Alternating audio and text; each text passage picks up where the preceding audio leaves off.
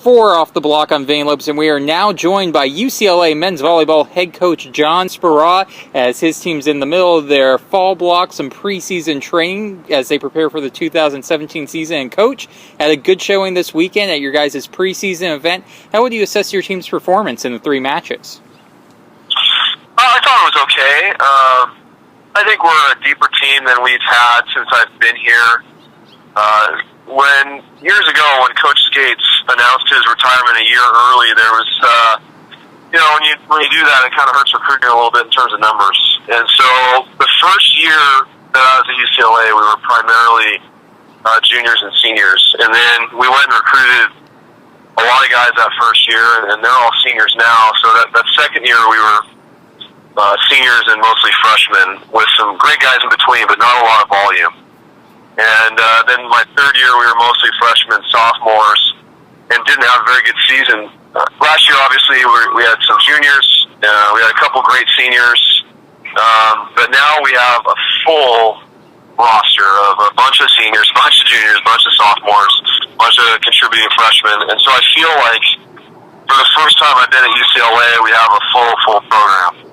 And as a result, our depth is great. And so when you get into these tournaments where you're playing multiple matches a day and you're going through your whole roster, I think our depth really showed itself in some of the results. Yeah, well, and talking about that depth, just how competitive are your practices with, I'm sure, a bunch of players fighting for some playing time? Yeah, it's great. They're the best practices we've had, and this is my 5th year, so in the 5 years I've been here, they're the best they've been. And it feels good. It feels like it should be at UCLA. When I played here and coached here, this is how it was. UCLA's strength was oftentimes in its depth. It didn't necessarily mean that we were the most talented team all the time, but the fact that we could go out and train as hard as we're capable of training and utilizing that depth in the practice environment usually made us one of the best teams at the end of the year. And hopefully we're at a point where we can do that. Obviously, there's more talented teams and more players now than there used to be, so it's harder to win, and even Coach Skates used to talk about that. So the challenge is still greater than it was, but it feels good for me and to walk into a gym and feel like the UCLA program is where it needs to be. And Coach, last season was the first time that all your players got to experience an NCAA tournament as you made it to the semifinals. What was the biggest takeaway do you feel that your players were able to gain from that postseason run that you guys went on? Hopefully just the experience of getting there. I think there is real value in having been in that environment before. It changes.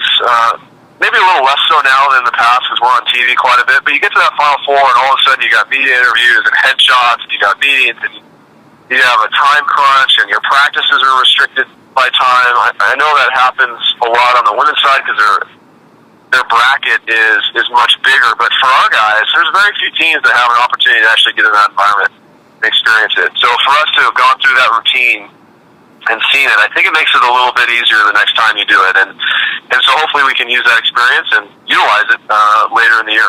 Now, speaking about last year, you guys ran the 6-2 offense. Is that something that you guys are going to be looking to continue to implement this upcoming season as well? We're still looking at it. Christian Hessenauer continues to improve, so he's the opposite of our program right now that would allow us to go with a 5-1. For most of our preseason matches this season, we have gone with a 5-1.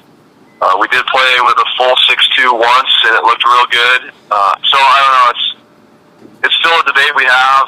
Right now, if we had to start the season today, we'd be going with a 6-2. It did look real good when we played against FC in that last match of the SAC tournament. And obviously, it's an exciting offense to coach. It's fun to watch. It's fun to play. And we have some unique personnel that can run it effectively. And so it's exciting. It's an exciting offense. So if it's performing better than the 5-1, we'll go with it. But I don't actually have I don't have a favorite right now in terms of I don't have any intention. It's not like I'm going into the season thinking I really want to run a 6-2. I want the best team on the court, and if that's a 5-1, we'll do a 5-1. If it's a 6-2, we'll go with a 6-2. And Coach, I did want to ask you about your setter, Micah Maha, obviously coming into his sophomore year. I know during the summer you got an opportunity to do some training with the guys up for USA Volleyball in Anaheim. Can you just talk about what he's been able to improve upon since we last saw him in May? I